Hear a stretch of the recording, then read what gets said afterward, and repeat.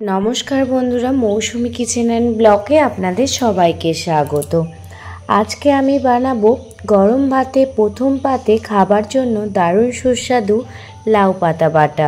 এইভাবে লাউ পাতা বাটা করলে মাছ মাংস আর কিছুই লাগবে না। সেই জন্য দেখুন আমাদের বাগানে চলে এসেছি আর সেখান থেকে লাউয়ের ডগা থেকে কিছু লাউ পাতা তুলে নেব। লাউ পাতা বাটার জন্য শুধুমাত্র আমাদের শুধু লাউয়ের পাতাগুলোই চাই। এই লাউ গাছ থেকে ছোট ছোট কচি কচি পাতাগুলো তুলে নেব। এখন কচি কচি পাতাগুলো ছুরি করে কেটে নিচ্ছি। রেসিপিটি প্রথম থেকে শেষ অবধি দেখার অনুরোধ রইল। তো চলুন বন্ধুরা দেখে নিন আজকের রেসিপি লাউ পাতা বাটা। প্রথমে দেখুন একদম কচি কচি লাউ পাতাগুলো ছুরি করে কেটে নিলাম। কিছু কচি কচি লাউ পাতা তুলে এনেছি আর কিছু পাতা আমার বাড়িতেই ছিল। এবার দেখুন কলেতে ভালোভাবে লাউ পাতাগুলো ধুয়ে নেব, কারণ লাউ পাতাতে অনেক পরিমাণে নোংরা থাকে। তো ভালোভাবে ঘষে ঘষে লাউ পাতাগুলো জলে ধুয়ে নিতে হবে। 2 থেকে 3 বার ভালোভাবে জল পাল্টে দেখুন লাউ পাতাগুলো ভালোভাবে ধুয়ে নিয়েছি।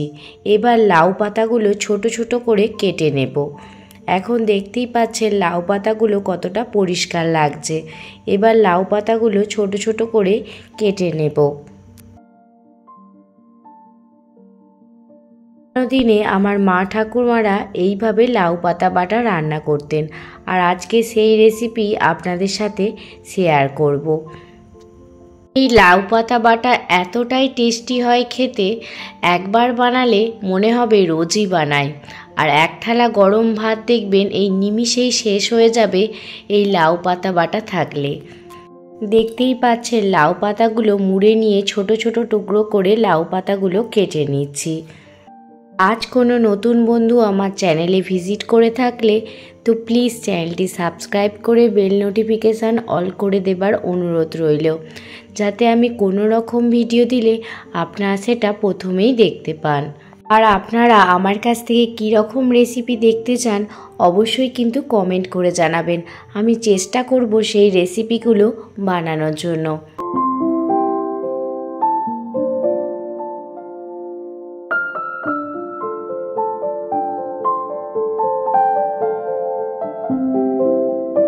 দেখতেই পাচ্ছেন সমস্ত লাউ পাতা ছোট ছোট করে কাটা হয়ে গেছে।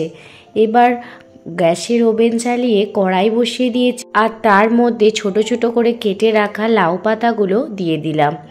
লাউ পাতা দেওয়ার পর সামান্য পরিমাণ জল আর স্বাদ মতো লবণ দিয়ে লাউ পাতাটা খুব ভালো করে 5 মিনিট মতো ভাপিয়ে নেব, যাতে লাউ পাতাটা প্রায় 70% সিদ্ধ হয়ে যায়। 5 মিনিট পর ফিরে এসেছি আর দেখতেই পাচ্ছেন লাউ পাতাটা কমে কতটা কম হয়ে গেছে। এই লাউ পাতাটা ঠান্ডা হয়ে গেলে মিক্সার গ্রাইন্ডারে গ্রাইন্ড করে নেব। ভাপানো এই লাউ পাতাটা মিক্সার গ্রাইন্ডারে ঠান্ডা হয়ে গেলে তবেই কিন্তু গ্রাইন্ড করে নেবেন। দেখুন মিক্সার গ্রাইন্ডারে গ্রাইন্ড করে নিয়েছি। এবার ওই কড়াইয়ের মধ্যে পরিমাণ মতো সর্ষের তেল দিয়ে প্রথমে 2টো শুকনো লঙ্কা খুব ভালো করে ভেজে নেব। এই শুকনো লঙ্কাগুলো দেওয়ার পর খুব ভালো করে শুকনো লঙ্কাগুলো ভেজে নিতে হবে। এখন কিন্তু আমি আর কোনো কিছুই দেব না, প্রথমে এই শুকনো লঙ্কা দুটো খুব ভালো করে ভেজে নেব। শুকনো লঙ্কা খুব ভালো করে ভাজার পর দিয়ে দিচ্ছি 7 থেকে 8 কোয়া রসুন। রসুনটা লাল লাল করে ভালো করে ভেজে নিচ্ছি। দেখুন রসুনটাও ভাজা হয়ে গেছে আর শুকনো লঙ্কাটা আমি আগেই তুলে রেখেছিলাম। এবার ওই তেলের মধ্যে দিয়ে দিলাম একটি মিডিয়াম সাইজের পেঁয়াজ। পেঁয়াজটা খুব ভালোভাবে কুচিয়ে নিয়েছি। পেঁয়াজটা দেখুন একদম লাল লাল করে ভেজে নিয়েছি এবং পেঁয়াজগুলো তেল থেকে উঠিয়ে নিয়েছি। এবার ওই অবশিষ্ট তেলের মধ্যে দিয়ে দিলাম কালো জিরে আর একটা শুকনো লঙ্কা। আর ফোড়নটা ভালোভাবে ভাজা হয়ে গেলে দিয়ে দিলাম লাউ পাতা বাটা, যেটা আমি মিক্সার গ্রাইন্ডারে বেটে রেখেছিলাম। আপনারা লাউ পাতাটা শিলেও বেটে নিতে পারেন, তাতে এর টেস্ট আরও ভালো হবে। যেহেতু আমি তাড়াহুড়োর মুহূর্তে ছিলাম, সেই জন্য মিক্সার গ্রাইন্ডারে লাউ পাতাটা বেটে নিয়েছিলাম। আর ওই লাউ পাতার বাটার মধ্যে দিয়ে দিলাম পরিমাণ মতো হলুদ আর স্বাদ মতো লবণ। যেহেতু আমি সিদ্ধর সময় লবণ দিয়েইছিলাম, সেহেতু লবণটা চেক করে দিয়ে দিলাম। লাউ পাতা বাটার জলটা শুকাতে থাক, আর এদিকে দেখুন শুকনো লঙ্কা আর রসুন আর পেঁয়াজটা খুব ভালো করে মেখে নিচ্ছি। আর দেখতেই পাচ্ছেন রসুনটা কত সুন্দর সিদ্ধ হয়ে গেছে। আপনারা যদি এইভাবে লাউ পাতা বাটা রান্না করে খান, আমি গ্যারেন্টি দিয়ে বলতে পারি আপনাদেরও ইচ্ছা করবে রোজ রোজ এই রকম লাউ পাতা বাটা রান্না করার জন্য। আর শুকনো লঙ্কা, রসুন, পেঁয়াজ খুব ভালো করে মেখে নিচ্ছি। ভালো করে হাত দিয়ে ডলে ডলে শুকনো লঙ্কা, রসুন আর পেঁয়াজটা মেখে নিতে হবে।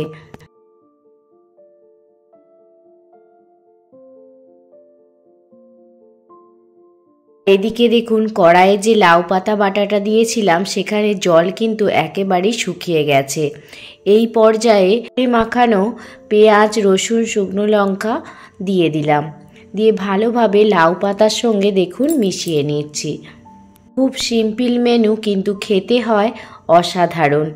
আপনারা বাড়িতে একবার হলেও এই রকম লাউ পাতার বাটা বা লাউ পাতার ভর্তা বানিয়ে ফেলুন। দেখবেন এক থালা গরম ভাত নিমিষেই কিন্তু শেষ হয়ে গেছে। মাছ, মাংস, ডিম কিছুই লাগবে না যদি গরম ভাতের প্রথম পাতে এই রকম লাউ পাতা বাটা বা লাউ পাতার ভর্তা থাকে। লাউ পাতা বাটা নামানোর আগে 1 চামচ পরিমাণে কাঁচা সর্ষের তেল দিয়ে দিলাম। এতে এর টেস্ট আরও দ্বিগুণ বেড়ে যাবে। তো লাউ পাতা বাটা একদমই রেডি হয়ে গেছে। এবার আমি এটি একটি প্লেটে সার্ভ করে দিচ্ছি। লাউ পাতা বাটার রেসিপিটি আপনাদের কাছে কেমন লাগলো আমাকে অবশ্যই কমেন্ট করে জানাবেন। যদি ভালো লেগে থাকে প্লিজ একটি লাইক, কমেন্ট, শেয়ার করে আমার পাশে থাকবেন। শরীর ভীষণ অসুস্থ, তা সত্ত্বেও ভাবলাম আপনাদের সাথে একটি সিম্পল রেসিপি শেয়ার করি। তো রেসিপিটি আপনাদের কেমন লাগলো অবশ্যই কিন্তু জানাবেন। প্লিজ একটি লাইক করবেন। আপনাদের একটি লাইক আমাকে অনেকটা মোটিভেট করে নতুন নতুন ভিডিও বানানোর জন্য। সবাই ভালো থাকবেন, সুস্থ থাকবেন, সাবধানে থাকবেন। আবারও কোনো দিন অন্য কোনো রেসিপি নিয়ে হাজির হব।